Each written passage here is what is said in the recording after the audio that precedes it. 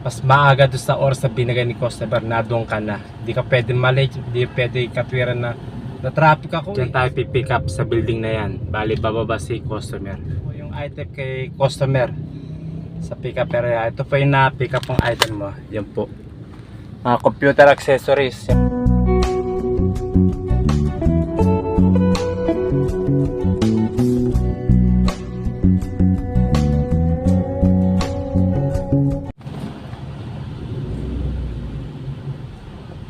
Okay mga kaibigan, magandang tanghali po sa inyo lahat. Okay, time check 12:30 ng tanghali. Bali, naka-accept po ng booking, pero scheduled po siya, di po siya ASAP. Baling schedule na pick up po, alaunang pick up. Yan, bali magti 12:30 pa lang po. Yan po.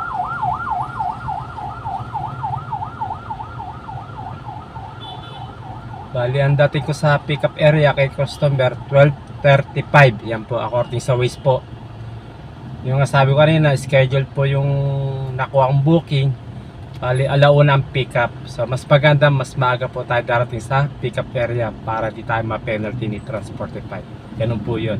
Kasi pag basta na-late pa tayo sa launa, sa oras ng schedule na binigay ni customer, sigurado po yung penalty po yun.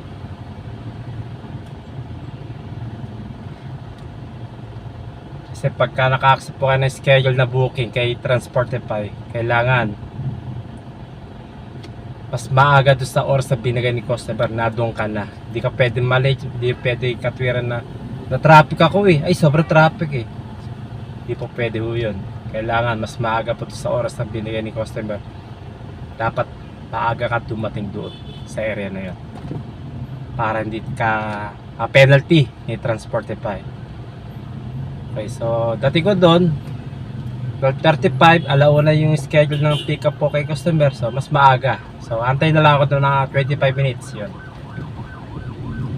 para hindi tayo ma-penalty.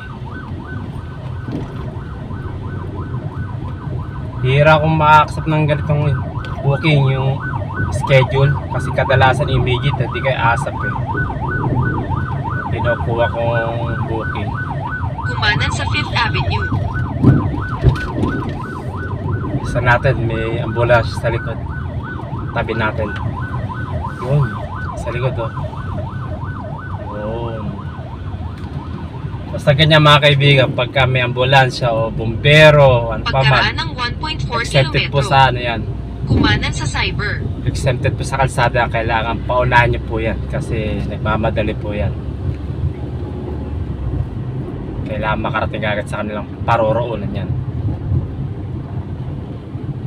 Okay, 5 minutes na lang, makakarating na po tayo doon. Okay, customer, doon na lang tayo mag-aantay. Bali, ang booking pick up rito sa may PGC Global Taguig. Ayan, sa may McKinley. Ayan. And then dadalhin sa pinaka-drop off sa may Ortigas Extension Avenue. Yan. Sa may Ortigas pa lagi traffic doon. Pero okay lang, sanay na po ako eh.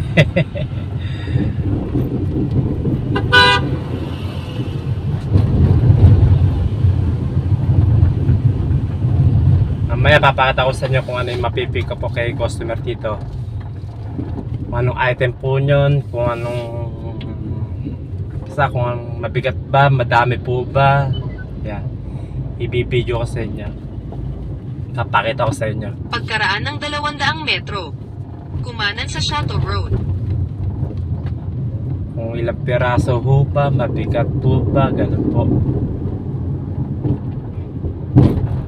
Yan ang dadali ko kay customer sa drop off sa Ortigas. Okay?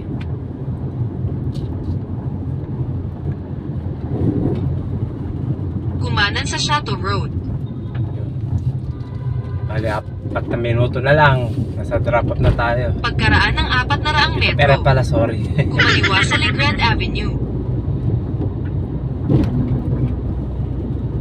Ganda rito eh. Pakita ko sa inyo dadaanan ko ah. Linis, ang lapad ng kalsada. Kita nyo? Ganda, no? Lapat ang kalsada, luwag.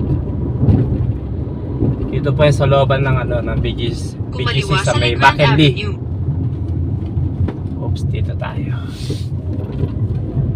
Yun. Pagkaraan ng 200 metro. Kumanan sa Cyber. Yan.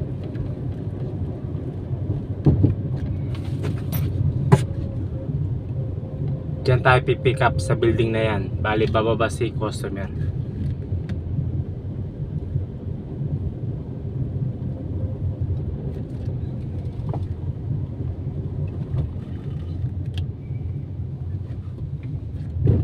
Yun. Kumanan sa Cyber.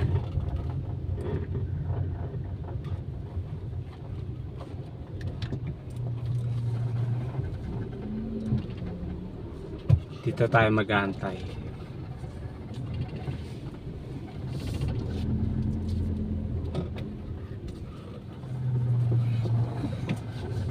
Dito tayo magpa-part. Yan.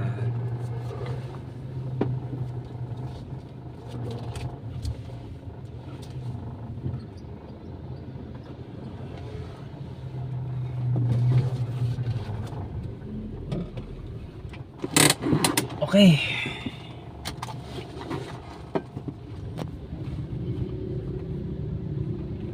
Okay mga kaibigan. Okay, yun po, bali na pick up ko na po yung item kay customer sa pick up area. Ito po yung na pick up ng item mo. Yan po, mga computer accessories, yung keyboard yan, monitor yan, may laptop po, kita ko ninyo yan, power cord, lahat po yan, dami ho niya yan, laptop. Okay, magagal lang po yan mga kaibigan, mga computer accessories po yan. Yan, may headset din po, yan, nakikita ko ninyo na keyboard. Yan, bali meron tayong 28 minutes bago makarating sa drop-off area. At ang layo mga kaibigan, 9.1 kilometer. Wala ko lang medya ora din yung takbo bago tayo makarating doon kay customer sa drop-off natin. Okay? Bali, company booking po siya. At ang ibabayad po sa akin ni customer, pag mas na kompleto o lahat ko na itong item na to kay, sa drop-off, yan, 358 pesos po ang ibabayad sa akin. Yun po, papasok sa wallet ko pagka na kompleto ko na itong deliver ko. Okay, mga kaibigan, tsaga-tsaga lang po. At kikita tayo ng maganda rito sa Transportify. Sabi nga, pag may tsaga, may nilaga. Yun po yun. Totoo po yun. Naniniwala po ako na 100%. Hindi po dahilan ng traffic para di tayo makabiyahe o para di tayo kumita ng maganda. Hindi po totoo yun. Kumbaga, sanay lang po tayo. Dapat pasanay po tayo pagka traffic lagi. Kumbaga, basta nasa Metro Manila, asahan na po ninyo yan. Ako nga, sanay na po ako sa traffic. Ganun po talaga. Lagi traffic sa Metro Manila. Pagka dumaan ka rito, pagbalik mamaya, sobrang traffic naman. Tsaga-tsaga lang po. Okay mga kaibigan, God bless po sa inyo lahat. At lagi po tayo mag-iingat sa ating mga biyahe. Okay? Keep safe and keep on driving.